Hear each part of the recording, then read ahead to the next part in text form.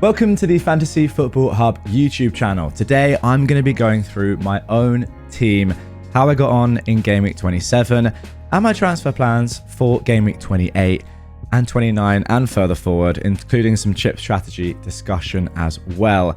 You guys wanted this. You wanted to see how my own team was getting on. I don't really talk about it too much in the normal Fantasy Football Hub videos because, you know, they're more focused on the guest.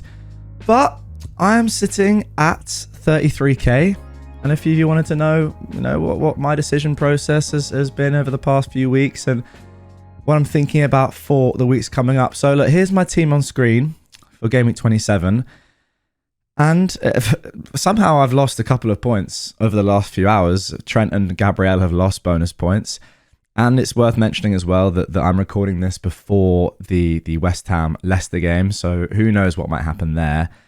But I had actually a decent week, which is surprising, I suppose, given that I got a red arrow. But based on the games from Tuesday night, I was having an absolute shocker. So if I remember correctly, it was Munoz who played on Tuesday, and then Dango and Semenyo, who both really disappointed, sadly. I mean, there was a chance where Dango played Semenyo through, and he missed the one-on-one. And I was thinking, if that goes in, it's lovely. But then Kirkes passes to Kluivert, who hits an absolute worldie. I mean, that is the beauty of FPL. Stuff like that can happen.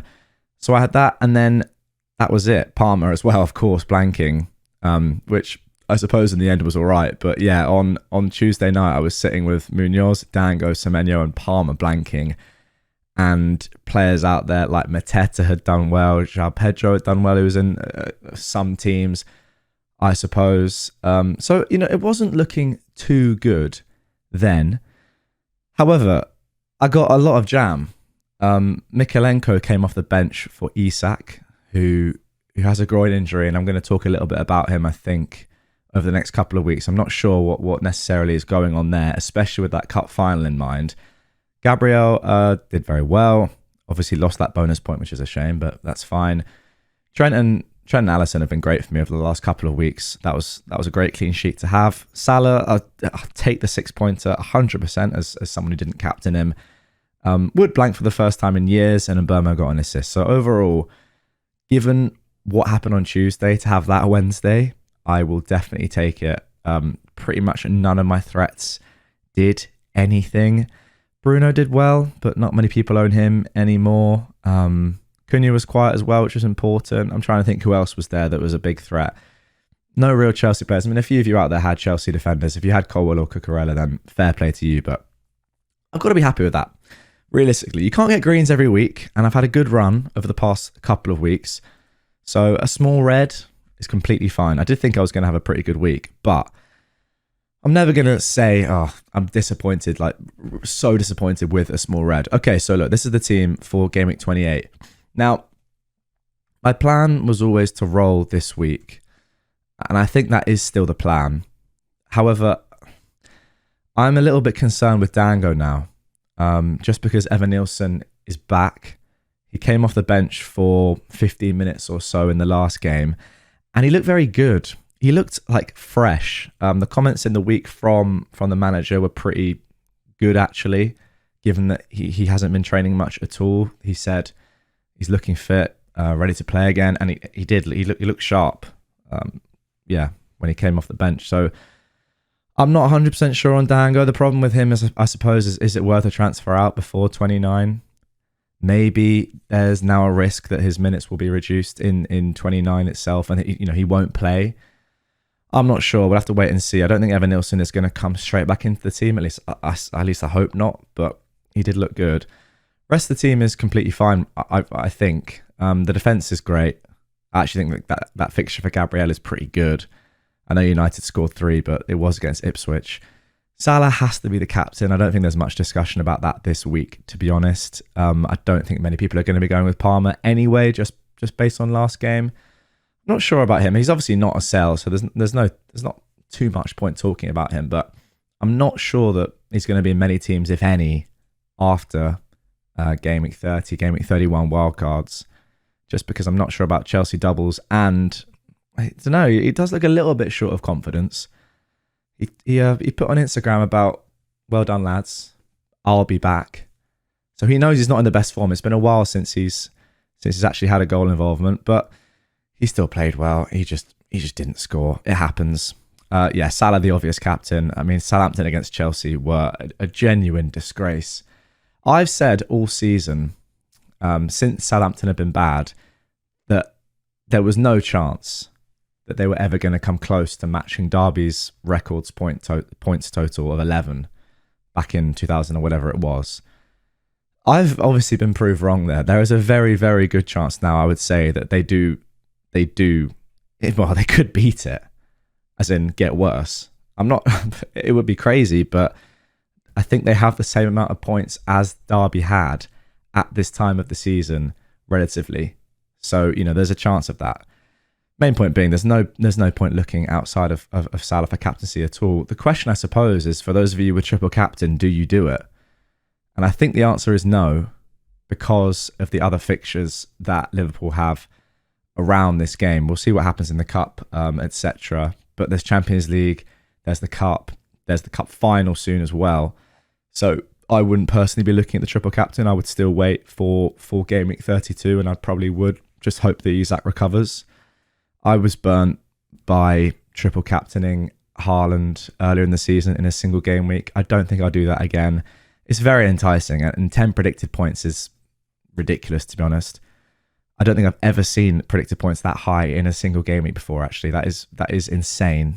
So I wouldn't say don't do it, but I probably wouldn't do it myself. And Burma's completely fine. I still love him as a pick.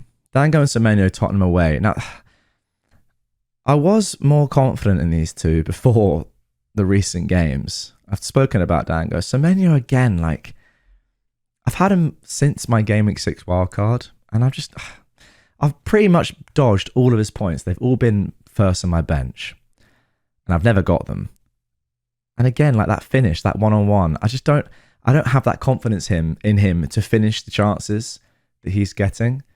And we've talked a lot this season about his XG and the fact that, yes, it's high, but it's from low-quality chances. I don't think he's a very good finisher anyway.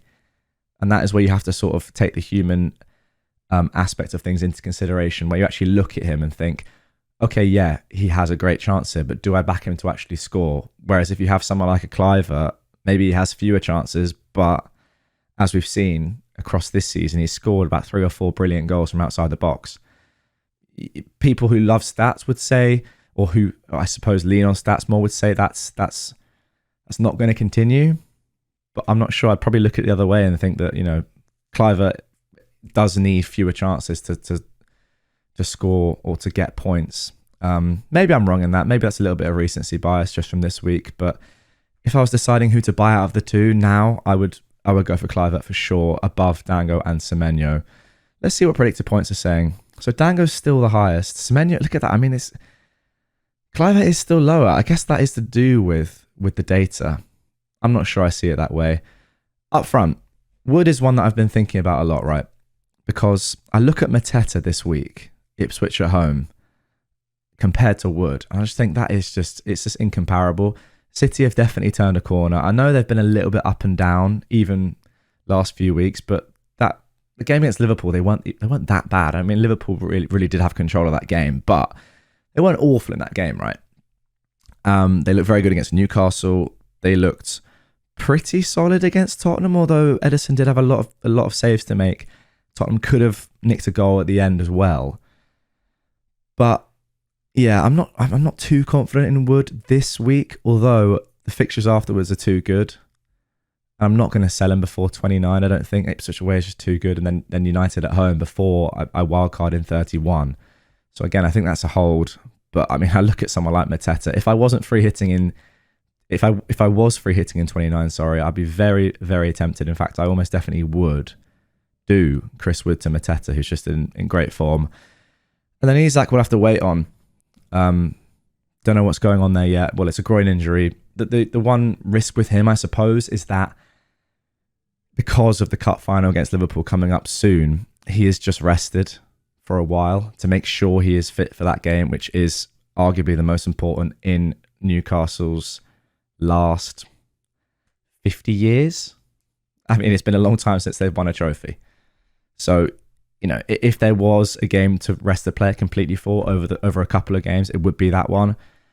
You know, obviously Champions League is still very, very important, and we saw that Wilson chance last night. Isak probably buries that. So that, you know, it's obviously one that they want to get him back in the team as quickly as possible, but that cup final is looming. So there we go. That's the team. Probably not going to make a transfer. If Isak is confirmed out, then that changes things. But right now, I'm not necessarily considering that, because I want the transfers for Game Week 29. So I'm going to quickly talk about this. Now, my plan here is, if Isak is fit, to get rid of and die, get Haaland in, which is a crazy move, I know, but it's got to be done. And to do that, I will have to lose Salah. I think I would actually potentially triple up on the Bournemouth mids for one game, and then I would make one more move, which would probably be Alisson out rather than Valdemarsson, probably. And I was looking at Edison for this, just if City have turned a corner. I like these two games, 29 and 30, 4 clean sheet potential. Brighton's not great, but 30 is really good. So Edison, but that's more up in the air. That would give me all the players I need for this week. Yes, it includes Greaves at home to Forest, but it's got to be done. And there we go. That would be the team for Game Week 30. I think that looks pretty strong for a non-free hit team. Then 31 looks strong as well, and that's the main thing about not free hitting in 29, is that the team looks solid for Game Week 30 anyway. And then I could wildcard in Game Week 31. I mean, I wouldn't wildcard out of this team. I'm benching Mbermo. And I'd also get to keep Haaland for Leicester at home. Now, this does mean no Salah in 30 at home to Everton, which is obviously tough. But I think this is strong. So there we go. That is my team. Those are my thoughts. It's 100% team rating. Can you see that? There's 100% team rating, guys. You can't argue with that. 97% gaming rating. That's in Game Week 30. I'm going to wildcard after this. Almost 100%. And of course, waiting a week means that I have all the information on the potential doubles and the Game Week 34 blank because of the cup fixtures. So there we go. Let me know what you think about that in the comments down below. Who are you going to be captaining this week? It's a really, really contentious one. And yeah, what do you think about my transfer plans? They're pretty set in stone right now. Clivert could be someone else. It is a little bit aggressive to treble up, but Brentford at home, Ipswich at home as 2 sets of fixtures before wildcarding. I like it. Bournemouth are one of those teams that you're not quite sure how they're ever going to perform. I think we've seen that especially over the recent weeks. Maybe it's a little bit too much on the on Bournemouth, but you know, I'm tempted to go there. Just a little bit of fun. So there we go, guys. That's my team. Those are my plans for the next few weeks. Obviously, things could change with injuries, but yeah, that is all for this video. Let me know if you enjoyed it down in the comments below and give me some feedback. I will catch you on the next one.